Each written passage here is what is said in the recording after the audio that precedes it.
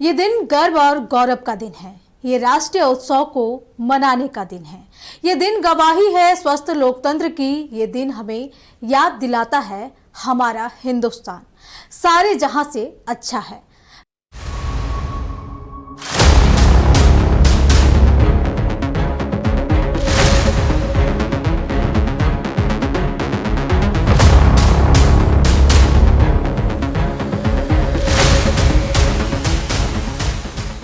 नमस्कार, मैं अंजना सिंह। नक्षत्र न्यूज के सभी दर्शकों को गणतंत्र दिवस की हार्दिक शुभकामनाएं। ये दिन समर्पित है गणतंत्र की जीत के लिए। ये दिन समर्पित है संविधान के महत्व के लिए। ये दिन समर्पित है भारत के लोगों के लिए। देश पूरे आन बान और शान के साथ अपना 77वां गणतंत्र दिवस मना रहा है। त्याग, समर्पण और बलिदान की गाथा है हिंदुस्तान, और इस गाथा के सबसे स्वर्णिम पन्नों में दर्ज है गणतंत्र का ये दिन। Let us leave aside slogans. Let us leave aside words which frighten people. Let us even make concession to the prejudices of our opponents. Bring them in so that they may willingly join with us on marching upon that road, which, as I said, if we walk long enough, must necessarily lead us to unity. 26 जनवरी यह सिर्फ एक तारीख नहीं, बल्कि हमारी आशाओं, आकांक्षाओं और संवैधानिक लोकतंत्र की पुष्टि का पर्व है। भारत के लोकतांत्रिक स्वाभिमान, विधि के शासन और नागरिक अधिकारों की ऐतिहासिक घोषणा है गणतंत्र दिवस। यह वो दिन है जब 1950 में संविधान लागू हुआ और भारत एक संप्रभु, धर्मनिरपेक्ष, समाजवादी और लोकतांत्रिक गणराज्य के रूप में सामने आया। यह वह क्षण था जब स्वतंत्रता को संविधान का कवच मिला और जनता सत्ता के वास्तविक स्रोत माने गए। इसी दिन भारत ने पूरी तरह से अपने कायदे पर शासन करने का इतिहास रचा। We made a tryst with destiny, and now the time comes. हिंदवासियों ने त्याग और तप से स्वतंत्रता हासिल कर ली है। In the course of the debate that took place, there were two questions which were raised.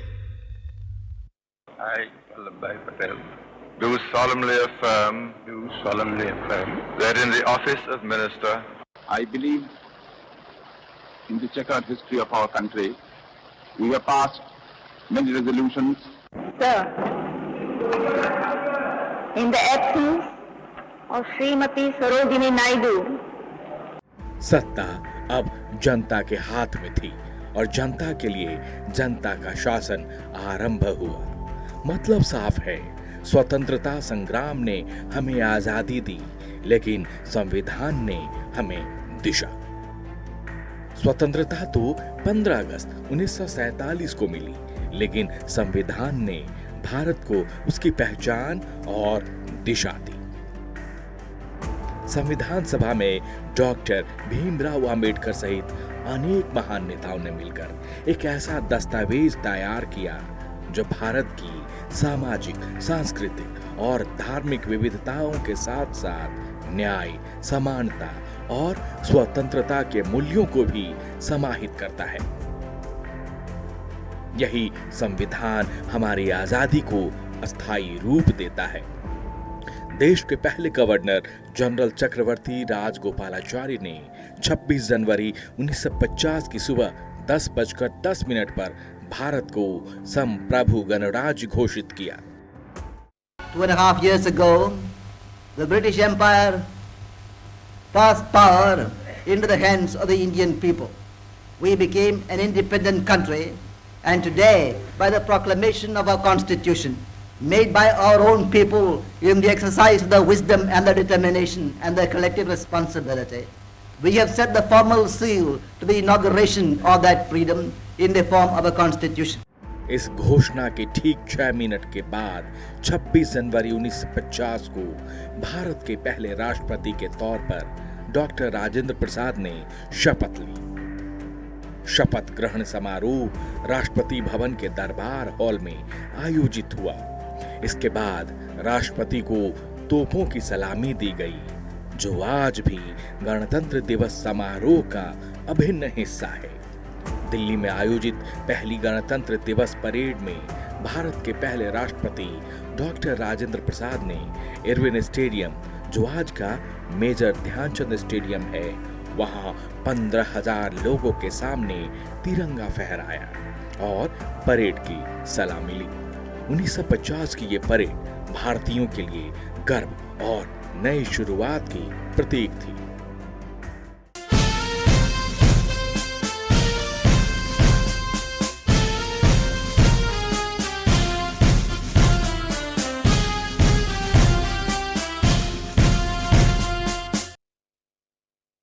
ये भारत के गणराज्य बनने का उत्सव था। 1950 से लेकर 1953 तक गणतंत्र दिवस परेड कर्तव्य पथ पर नहीं हुई। 1950 से 53 तक गणतंत्र दिवस parade Irwin stadium, Kingsway camp और रामलीला मैदान में आयोजित की गई थी। पहली गणतंत्र परेड में सेना के तीनों बल शामिल हुए। पहले गणतंत्र दिवस परेड में 3000 जवान और 100 विमान शामिल हुए। पहली बार गणतंत्र दिवस पर 21 तोपों की सलामी दी गई। 1954 से गणतंत्र दिवस परेड राजपथ, जो कि अब कर्तव्य पथ बन चुका है, वहां आयोजित होने लगा। 1953 में पहली बार राज्यों की झांकियां गणतंत्र दिवस परेड में शामिल हुई। राज्यों की झांकियों को शामिल करने के पीछे राज्यों के बीच एकता की भावना विकसित करना था। हर वर्ष कर्तव्य पथ पर होने वाली परेड भारत के सैन्य शक्ति, सांस्कृतिक विविधता और तकनीकी प्रगति का भव्य प्रदर्शन होती है। राज्यों की झांकियों में एक भारत श्रेष्ठ भारत की जीवंत तस्वीर उभरती है। यह परेड केवल शक्ति प्रदर्शन नहीं, बल्कि भारत की एकता, अनुशासन और आत्मविश्वास का प्रतीक है। परेड केवल सैन्य शक्ति का प्रदर्शन नहीं, बल्कि यह भारत की विविधता, संस्कृति और प्रगति का जादुई संगम भी है। मतलब साफ है, गणतंत्र दिवस केवल परेड उत्सव नहीं, बल्कि यह हमारे कर्तव्यों की भी याद दिलाता है। संविधान की रक्षा, प्रत्येक नागरिक का उत्तरादित्व, न्याय, समानता और बंधुत्व का पालन, शिक्षा, स्वास्थ्य और सामाजिक न्याय जैसे मूलभूत अधिकारों का सम्मान। यह दिन हमें याद कराता है कि अधिकारों के साथ साथ जिम्मेदारियां भी होती है और एक मजबूत लोकतंत्र के लिए दोनों का संतुलन आवश्यक होता है। ब्यूरो रिपोर्ट, नक्षत्र न्यूज।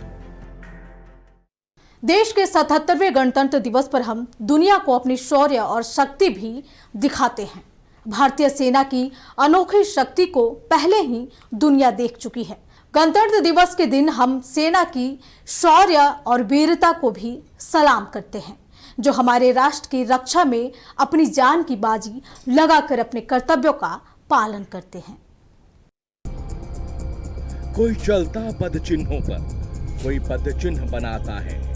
बस वही सुरमा वीर पुरुष दुनिया में पूजनीय बन पाता है।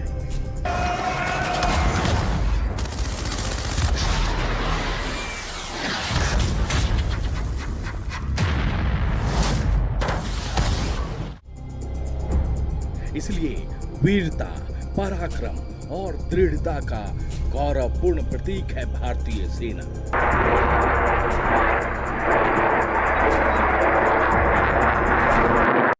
स्वर्णिम भारत की समृद्ध विरासत और विकास में सेना के जवान शौर्य और साहस के ज्वलंत पुंज रहे हैं। रेगिस्तान के तपते मरुस्थल से लेकर बर्फीली घाटियों तक, सागर के अनंत गहराइयों से लेकर हजारों फीट की ऊंचाइयों तक, भारतीय सेना 24 घंटे मातृभूमि की आन बान और शान के लिए सजग, सचेत और संकल्पित रहती है।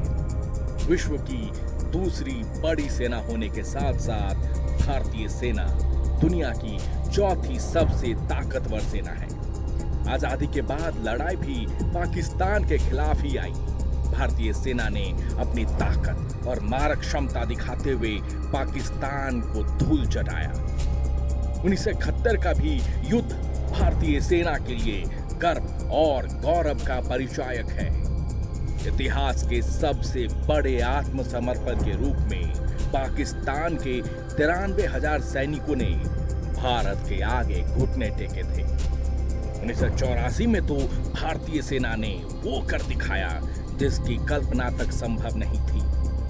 भारतीय सैनिकों ने दुनिया के सबसे ऊंचे रण क्षेत्र सियाचिन ग्लेशियर के चोटियों पर जाकर अपने पराक्रम से दुनिया को हैरान कर दिया।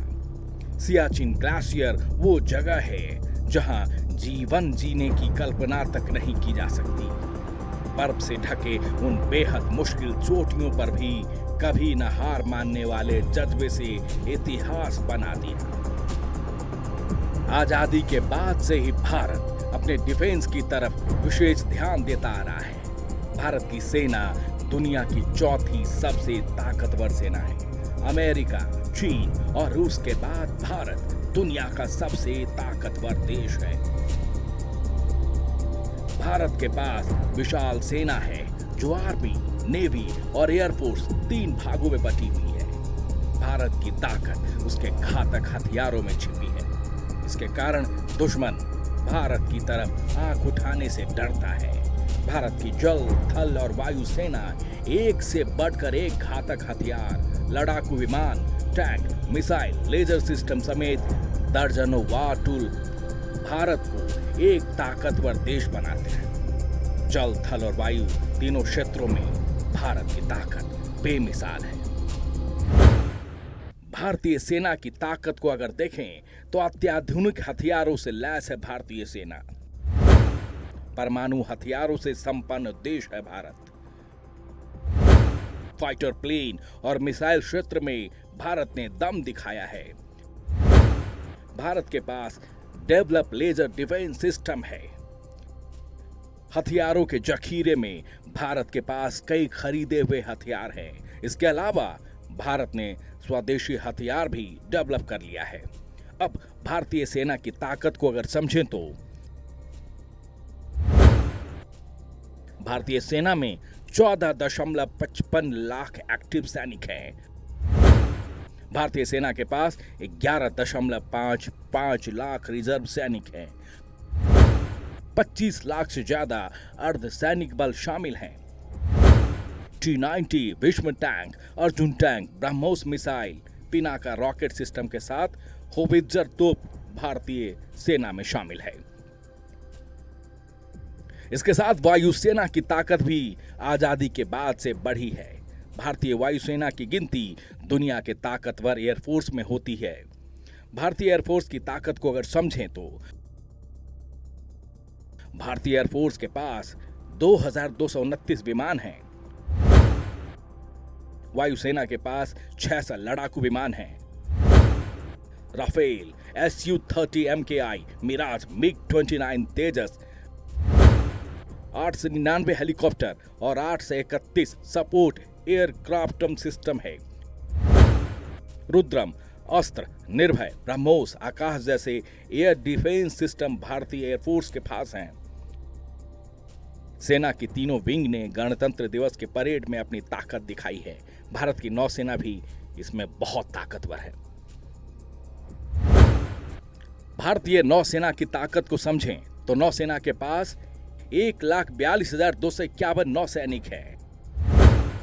साथ ही नेवी के पास परमाणु पनडुब्बियां हैं। INS विक्रमादित्य और INS विक्रांत विमान वाहक पोत हैं। भारत के पास 150 युद्धपोत और पनडुब्बियां हैं। भारत के पास टोही और पनडुब्बी रोधी विमान भी हैं।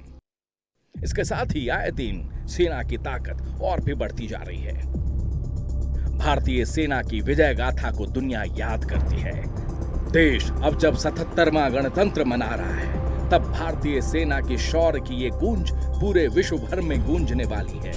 गणतंत्र दिवस पर नई दिल्ली के कर्तव्य पथ पर परेड का आयोजन हो रहा है। इसकी शुरुआत 1950 में हुई थी और तब से यह हर बार मुख्य आकर्षण का केंद्र बनती रही है। यह देश की सैन्य ताकत और सांस्कृतिक रंगों का समागम है। गणतंत्र दिवस की इस परेड में भारतीय थल सेना, नौसेना और वायुसेना की टुकड़ियां, आधुनिक हथियार प्रणालियां, टैंक, मिसाइल और वायुसेना के जांबाज विमानों का फ्लाई पास, यह सब क्षण दर्शकों की आंखों में गर्व और सम्मान की चमक भर देता है। ब्यूरो रिपोर्ट, नक्षत्र न्यूज। आजादी के बाद भारतीय गणतंत्र एक ऐसे मुकाम पर है जहां से सिर्फ और सिर्फ आगे ही जाना है। अपनी एकता, अखंडता और सांस्कृतिक और नैतिक मूल्यों के साथ पूरी हुई इस यात्रा ने दुनिया के मन में भारत के लिए एक आदर पैदा किया है। तो चलिए देखते हैं भारतीय लोकतंत्र की एक संक्षिप्त गाथा। लोकतांत्रिक शासन एक ऐसी व्यवस्था है जो अन्य शासन प्रणालियों से अलग और खास है, जिसमें लोगों का मत सबसे अहम होता है। यही वजह है कि दुनिया के अनेक देशों ने लोकतंत्र को अपनाया। भारत ने आजादी के बाद 26 नवंबर 1949 को संविधान बनाया और 26 जनवरी 1950 को एक गणतांत्रिक देश बना। लेकिन लोकतंत्र भारत के लिए कोई नई बात नहीं है। इसकी जड़ें भारत में बहुत गहरी और समृद्ध हैं। अगर कहें कि लोकतंत्र भारत की संस्कृति के मूल में है तो गलत नहीं होगा। यही कारण है कि भारतीय संस्कृति को लोकतंत्र की जननी कहा जाता है। भारत में लोकतंत्र की परंपरा वैदिक काल से प्रारंभ होकर रामायण, महाभारत और महाजनपद काल से होते हुए वर्तमान तक जारी है। 1 अरब से ज्यादा की आबादी वाले भारत में लोकतंत्र विविधता में एकता का नायाब उदाहरण है। देश की कुल आबादी में भारत में 4,500 से ज्यादा समुदाय हैं। भारत के इन तमाम समुदायों को समभाव से अपने दामन में समेटता है भारत का संविधान, जिसे 26 जनवरी 1950 से लागू किया गया था।